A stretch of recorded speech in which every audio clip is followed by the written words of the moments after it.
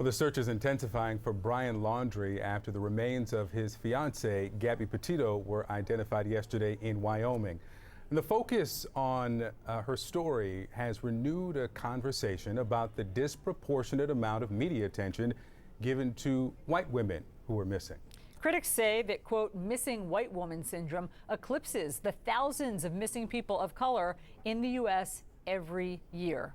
Joining us now is Utah State Representative Angela Romero, who leads the Murdered and Missing Indigenous Women and Girls Task Force, and Carsonia Wise Whitehead, an associate professor at Loyola University of African American Studies. Great to have both of you here. Representative Romero, I want to start with you. As we said, one of the things that this entire Gabby Petito case has highlighted is just how many missing people cases there are every year. I mean, the numbers are staggering. Let me pull up this graphic that we have. This is from the FBI. There are about 35,000 white men and women, including Hispanic, who are reported missing every year. 15,000 plus black people, 2,600 unknown race, 1,000 more than Asian people, and 883 Indian, which I guess is Native American. That's how the FBI is categorizing it. I know that this is part of your daily work.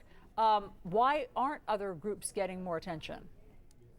First of all, thank you for having me. And again, Gabby's case has just put a spotlight on all the inequity that exists in our country and how certain people aren't prioritized because race and ethnicity plays a huge role. And so that's why we as the state of Utah in 2019 created a resolution to highlight the epidemic of murdered and missing Indigenous women. And then in 2020 and in 2021, we renewed our task force, and we have a lot of work ahead of us. Dr. K, and that's what I'm going to call you, not out of disrespect, but because that's the branding on your radio show. I want people to know. But Dr. K, as we get to the question about the roots of this syndrome, as it's recently called, I understand that you believe it predates not just media, but even police departments, the root of why there is this prioritization of white women who go missing. What's your view? And thank you so much for inviting me on the show.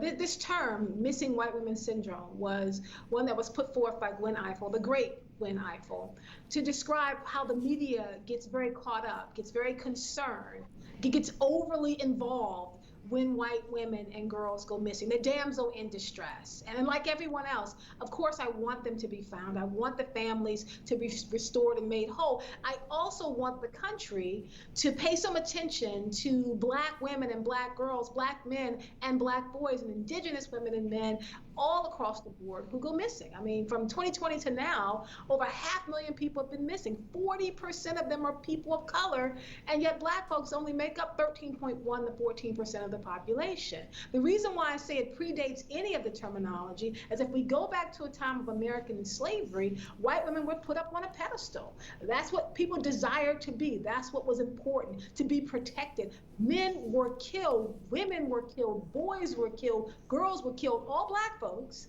if they did anything against white women. So this syndrome of really putting white women as something to be looked at as the damsel in distress, that we must all come together, we must do everything we can to find them, while we then not pay attention to what's happening with black girls and black women, is not new. I think it's a holdover from how we were taught to about who is important, about who matters, who must be protected, and who we must focus on. I think that makes sense, and I think there are a couple of other factors, particularly with the Gabby Petito case, and that is there's so much video of her in the days with her fiance on their trip leading up to this. So there's a lot of video that viewers can sort of focus in on and look at and study and watch, and it did kind of engage, I think, these, digital detectives and the country in a way that they wanted to crack the case. They wanted to find her, and there's still a mystery of where her fiance is, and people are still looking for him. And so, Representative, I mean, now that we know that there's, 55,000 adults reported missing, what can the media do differently? Obviously we can't cover everyone every day. What do we need to do when we don't have those factors, like the video that I'm talking about in the mystery? How can we get people's attention?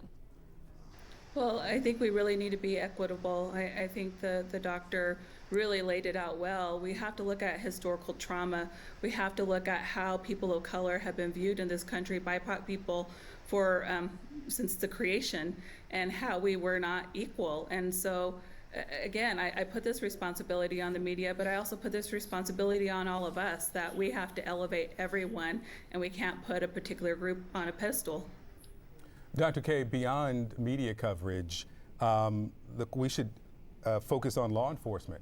There's this study out of the University of Wyoming where Gabby Petito's body was found, that 21% of all missing persons for more than a month over the last decade were indigenous people. Only 11% were white people.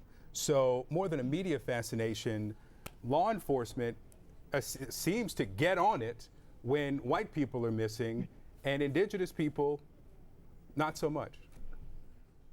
Well, that's the way it's always been. I mean, I think that we live in a society, and I know people are now uncomfortable talking about critical race theory. They're uncomfortable talking about white supremacy. They're uncomfortable talking about racism. But for us to understand the root of why this is essentially a problem with how we value people and who we see as being important, we have to go back to the root. Why don't the police spring into action when it's a Black woman or it's an indigenous girl? Why are we criminalized? Why are we seen as being a runaway? Why are we seen as being something to be thrown away and not focused on, unless you have this intense media coverage? In order to take TikTok seriously, and I do, I understand that's important to my sons, I get it. Why was TikTok so interested in Gabby Petito? Would they have been as interested if it was a young Black woman? Well, in our society, we've been taught early on about who matters. The media response, the public's response, is only a holistic response to the way we've been taught about who is valued. It goes back to the root, and I still say, in order for us to understand it, we're going to have to dismantle it, and we're going to have to get our hands dirty and talk about how we can change it. Yeah.